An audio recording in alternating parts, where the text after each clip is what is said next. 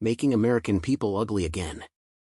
When pulling up the USAID website, the homepage was turned off and was replaced with a notification of administrative leave for USAID's 4,700 full-time employees. USAID is 1% of the overall U.S. budget. Still, it is the agency that raises the image abroad for the United States of America, often to a heartwarming high and a glimmer of hope for millions in this world. It gives hope and makes people survive. From the American people. The slogan "From the American people" made America great for many. The shutdown of USAID happened after the stroke of a signature by U.S. President Trump and 3 short court hearings. Of course, cuts for some projects could be done and won't kill, but shutting it down may cost those who got their life-saving HIV medicine their lives, and closing hospitals funded by USAID will kill babies. The great American people turned into a monster for many. USAID is the world's largest AIDS agency, and tourism has a role to play. China's Belt and Road projects are waiting for this to happen and become the world's savior.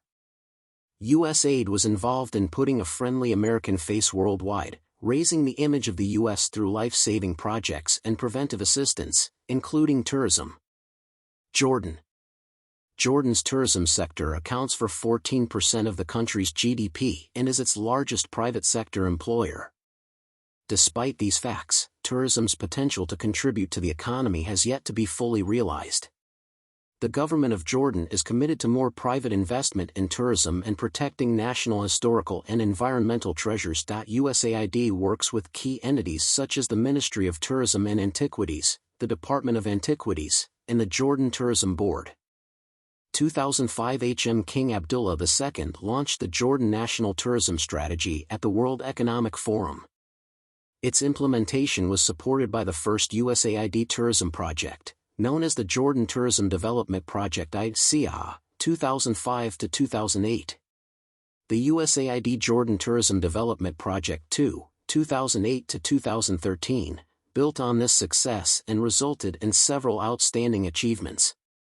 The 18-month USAID Economic Growth through Sustainable Tourism Project, 2013 to 2015, continued to improve Jordan's competitiveness as an international tourism destination to boost the country's GDP, create jobs, and engage women and youth. Albania. USAID first started supporting the development of tourism in Albania in 2003. Despite the country's tourist-friendly mountains and sandy beaches, fewer than 300,000 international travelers visit the country annually. Today, tourism accounts for 25% of the country's GDP, with more than 4.1 million tourists visiting in 2015 alone. The sector is one of the country's most important sources of employment and small business growth. The Western Balkans Geotourism Stewardship Council is also part of the Geotourism Map Guide project. Nancy Tare, who has worked for the last 3 years as the country director for this project in Albania, says, "I look forward to the Western Balkans being marketed in the way the tourism industry in the U.S. markets the Caribbean, Latin America, or West and East Coast destinations." Geotourism is the right approach for countries in the Western Balkans, but more work needs to be done to realize its potential. Albanian Deputy Prime Minister Niko Palesh signed a pledge of support for the Tourism Investment Finance Fund, a foundation made possible by USAID, Sweden, and a local NGO, the Center for Economic and Business Education. A wake-up call for Africa's tourism industry. For decades, Africa's community conservancies, the backbone of the safari industry, have leaned on donor funding to stay afloat. USAID has been one of the most prominent players, channeling millions into wildlife protection, anti-poaching initiatives, and local livelihoods. Kenya. With the U.S. government shutting down USAID programs in Kenya, an estimated $15 million financial gap will hit the tourism sector. And let's be honest, this was inevitable. We've been building an industry where conservation is subsidized rather than sustained. And now, the cracks in this system are showing. This is not just a funding problem. This is a business model failure. What happens when the donor money stops? USAID's funding has kept community conservancies running, covering everything from ranger salaries to conservation programs, while private tourism investors, lodge owners, focused on selling safaris and driving revenue. With this financial support gone, tourism investors now face an impossible choice. 1. Raise prices and cut costs. Lodges will pass costs on to guests, making community conservancies even less competitive. 2. Divert resources from communities. Funds meant for local education, health, and jobs will now be used to keep conservation efforts alive, destroying trust between tourism investors and local communities. 3. Let conservation collapse, the worst-case scenario? With no money to sustain them, some community conservancies could fail. And when tourism dries up, so do jobs. The result? Increased human-wildlife conflict, poaching, and environmental destruction. Hundreds of projects that the American people helped are now self-sustainable, enjoying visitors flocking in and remaining safe. Many of the destinations that American travelers prefer have been jump-started by USAID. Destruction of established partnerships. The abrupt termination of many or even all projects is destroying an extensive, well-established network of partnerships.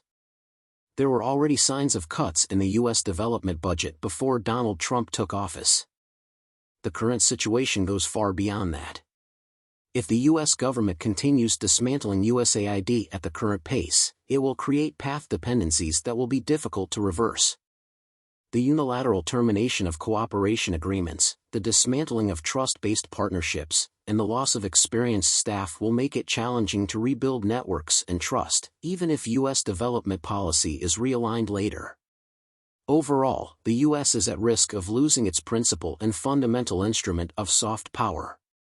Loss of vital development projects.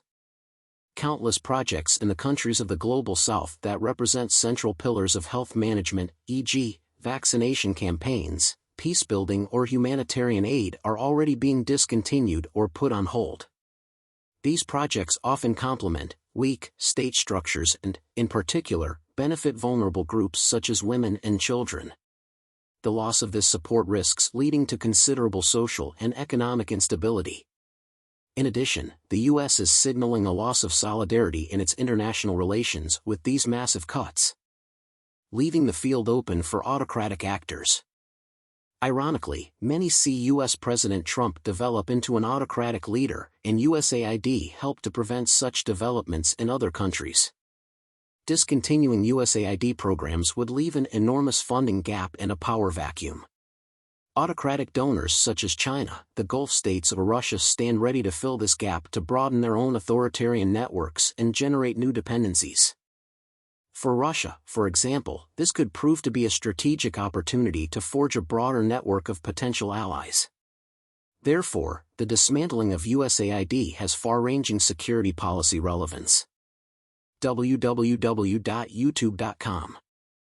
Fatal signaling effects and further erosion of democracy. The impending closure of USAID signals that democracy promotion is no longer a priority in U.S. foreign policy. That risks spreading to other democracy-promoting actors and reducing or discontinuing democracy-promoting programs. In addition, the domestic politics of Western democracies risk being affected if Western governments follow the U.S. government and weaken their own democratic norms and institutions. Populist and extremist movements will feel emboldened by the Trump administration to undermine democratic institutions and principles further. Thus, signaling effects in both the international and domestic spheres will likely further reinforce the global trend towards democratic backsliding, especially in politically fragile democracies or those challenged by populist forces. Last but not least, the destruction of USAID sends a disheartening signal to democratic movements and opposition forces in authoritarian states. These movements, committed to democratic values and positive change in their societies, are now at even greater personal risk. They are deprived of essential and often decisive support for concrete action. With the Trump administration's decision, international development cooperation and democracy promotion have faced the most fundamental turning point since the end of the Cold War. At that time, the systemic bloc confrontation between capitalist democracies and socialist dictatorships ended, leading to a reassessment and reorientation of Western democracy promotion. the U.S. withdrawal will cause another fundamental shift in the international development architecture, with far-reaching geopolitical and normative consequences. What do these developments mean for Europe? European governments and their development agencies must prove that they will support development projects financially and stand by their partners in the Global South and elsewhere, such as Ukraine, regardless of the U.S. administration's decisions. The Fourth United Nations Financing for Development Conference in June 2025 offers a good opportunity to reaffirm a commitment to global solidarity. The Fourth International Conference on Financing for Development, Financing for Sustainable Development, Office Seville, Spain, June 30, July 3, 2025.